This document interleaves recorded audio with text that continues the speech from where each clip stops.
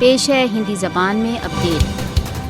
भारत के NIA तथा SIA जैसे भयंकर संगठन पूरे भारत द्वारा अवैध रूप से अधिकृत जम्मू कश्मीर में प्रतिदिन छापे मार रहे हैं। NIA तथा SIA जैसे संगठन भारत द्वारा अवैध रूप से अधिकृत जम्मू कश्मीर में हुर्रियत नेताओं, मानवाधिकार कारकुनों, पत्रकारों, यहाँ तक के सामान्य जनता के घरों पर छापे मारते हैं। भारत NIA तथा SIA जैसे अपने 48 संगठनों को कश्मीरियों को आतंकित करने के एक शस्त्र के रूप में प्रयोग कर रहा है। यहाँ तक कि मोदी शासन अपनी न्यायिक व्यवस्था को कश्मीरियों को आतंकित करने के एक उपकरण के रूप में प्रयोग करता है। हुर्रियत नेताओं, मीडिया के व्यक्तियों, धार्मिक विद्वानों, यहाँ तक कि सामान्य कश्मीरियों को झूठे मुकाबलों में फंसाया जाता है। 48 संगठन SIA ने कश्मीरी पत्रकार फाहद शाह तथा PhD विद्वान अब्दुल अला फाजली को झूठे केसों में फंसाया है। भारत द्वारा अवैध रूप से अधिकृत जम्मू कश्मीर में NIA तथा SIA छापों का लक्ष्य उन लोगों को आतंकित करना है जो भारतीय जनता पार्टी के